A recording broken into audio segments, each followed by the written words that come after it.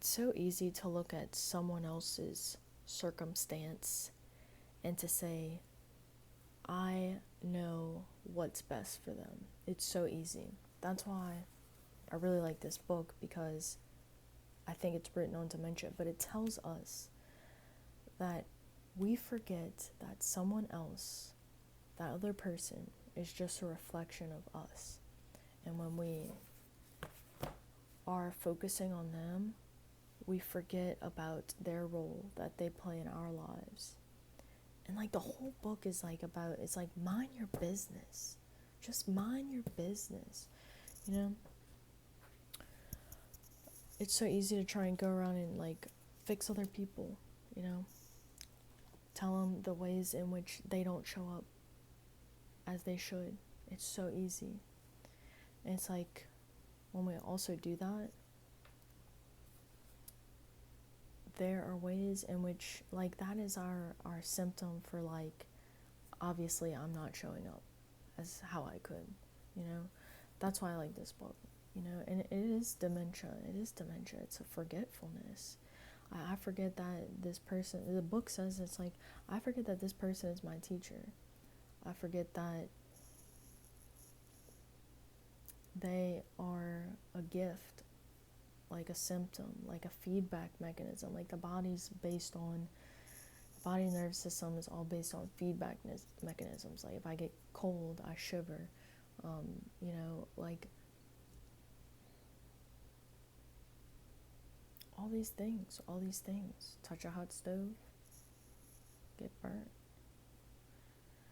And, you know, these painful experiences, you know, there's a tie between the hippocampus, the memory center of the brain, and pain. We actually remember, when things hurt, we remember them a lot better. That's why children usually have to be spanked when they're really, really young, when they don't understand language, to reinforce behavior. Like if a child runs in the street and they're so young and they don't know, like it's hard to sit down and talk to that child and be like, look, you can't run into the street because there are other cars, because their level of consciousness is so low. They would just do it again, you know? And I remember my parents used to put soap in my mouth when I would do bad things, you know, because kids are always testing their limits. It's all about power and control when you're young. You know, I think that it's so beautiful to look. I love looking at psychology, because like a young child, you know, a person who goes through Alzheimer's dementia, they also regress into those lower, younger psychological stages. You know, seeking control. A lot of people struggle with like OCD if they're going down that path. Very rigid routine, and it's basically like regressing into an immature state of mind.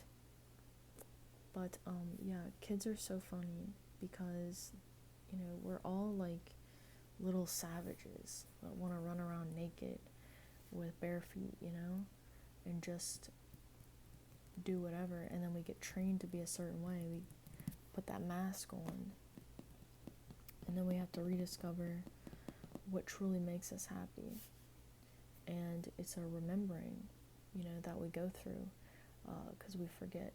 But I think, you know, that's what they say about your closest like partnerships too, is that, you know, whether that be like a really close friend or an actual like partner, but they are an opportunity to be taught more about ourselves. And then we just forget all the time, and it's always somebody else's fault. We always gotta be right. Somebody's gotta be right, somebody's gotta be wrong. Just like the polar bond, instead of being in a open, curious place, you know, it's like we forget that everybody's really just a small child inside. I was talking to my friend earlier today, and we were talking about that. You know, even seeing your parents as small children, because we always expect our parents to like know everything, and you know, their mom and dad, like, you know, and then you just realize one day they're just kids inside, and everybody is. And then when you think about it like that, then it's like you don't yell at a child, you are patient with them, you show them things. Like we talked about spanking earlier, but I think that's a good example, just because like if the child doesn't learn, if they don't learn not to run out in the street, like, they're gonna, I don't know, they're just gonna keep running out in the street, and they're not gonna understand why until they understand what cars are and streets are, and that they cannot just run around and play recklessly all the time. You can't just jump off that cliff. You're gonna die, So, hope that didn't sound bad, because I know some people don't believe in like spanking or whatever. And I don't know, we learn from pain, that's for sure. I'll say that. Even in daily workouts, daily exercise, exercise is one of the best ways to strengthen the memory center of the brain. It's like, why is that? Because we learn the best through painful experiences with people, relationships. We learn the best whenever you get, like, if you ever gotten sick and like food poisoning, or like a virus where you're just vomiting, it's like, ooh, I learned from that experience. It was really painful. And you never forget it. You never forget things that cause you pain, or even extreme excitement. But anyway, I just want to remind you to mind your business, as I am trying to do the same thing, and to go towards building muscle in your body, strengthen your cerebellum, strengthen your memory center, strengthen your posture and the way that you hold yourself. And in that, I think that we hold a space, better place for our memory of ourselves in relationship. If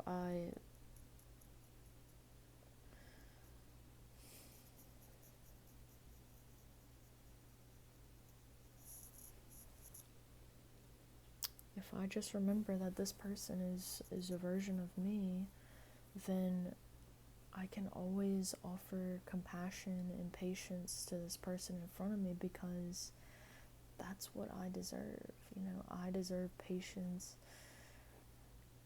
and curiosity and openness, and someone who takes accountability. This book, I think, A Course in Miracles, is about accountability. It says when you can see that, then that is the miracle, that you see yourself accurately, and then other things start to come just because you're open to this lens of curiosity,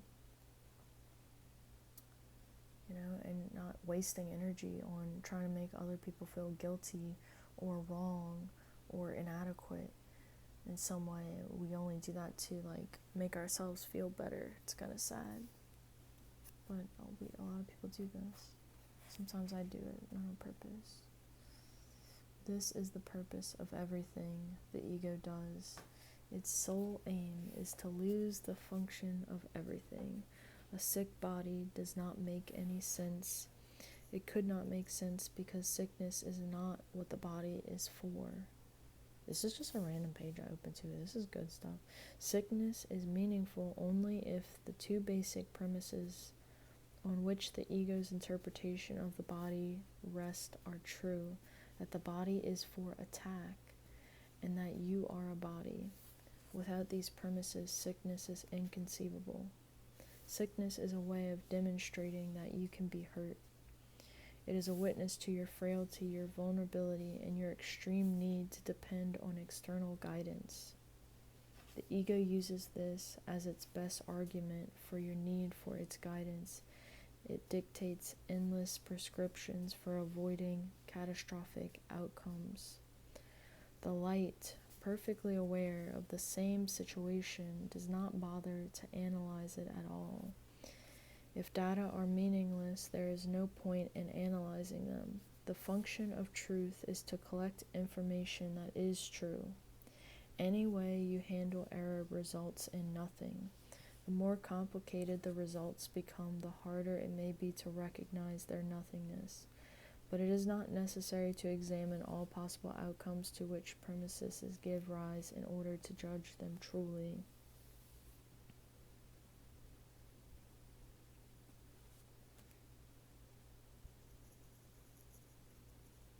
So good.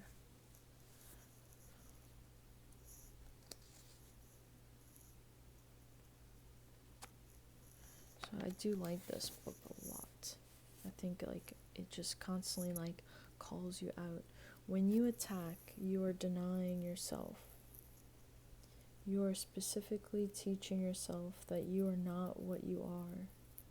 Your denial of accepted something else in its place. So it's like, you're trying to fix that other person, and it's like you're really, like it says, you're denying yourself. You are literally, if that person was you that you were speaking to, and you're telling them all the ways in which they're inadequate and need to do better and the reasons that they're wrong, you're just talking down on yourself. And, we forget that. That's why the book is about dementia.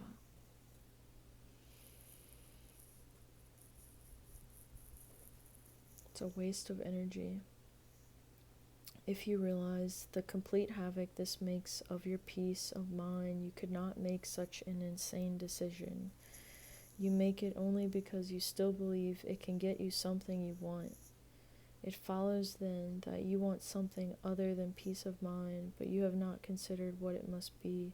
Yet the logical outcome of your decision is perfectly clear if you will only look at it. By deciding against your reality, you have made yourself vigilant against light in his kingdom. Vigilance, a state of tension, a state of being on edge. Vigilance, a state of looking for threat in the environment, of being in the sympathetic state of the nervous system, of being in hell on earth for an extended period of time. Sympathetic state is not bad, but we're not meant to stay in it longer than we stay in the parasympathetic state. We're supposed to be rested and relaxed and enjoying the time for the most of the time, just like our sleep stages show us. We're in parasympathetic state. Just like arousal shows us we're in parasympathetic state, and then boom, in arousal state climax, in the dream state, you go parasympathetic at night, sympathetic, parasympathetic, sympathetic, parasympathetic, sympathetic. It's so beautiful,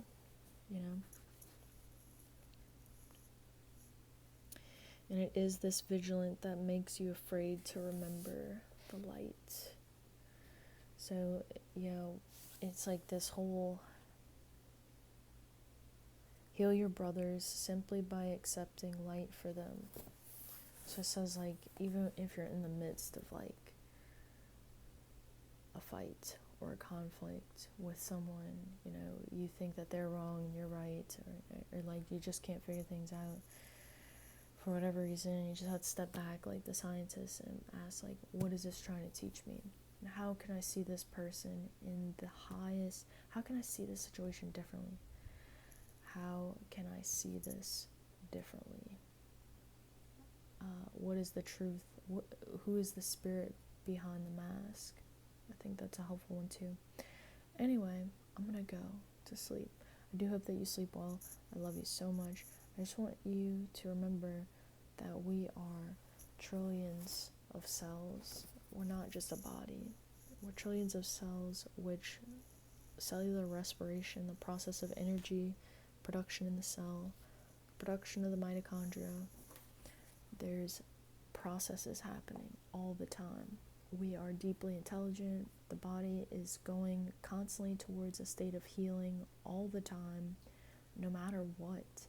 The body is constantly going towards a state of healing. It always aims to try no matter what the amount of resources it has.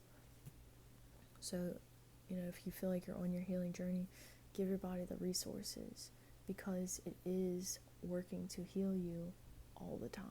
It's so beautiful. Oh, our bodies love us, patient with us. Just, anyway, I'm gonna go. Y'all got me excited now. But anyway, yeah, okay. Until next time, good luck.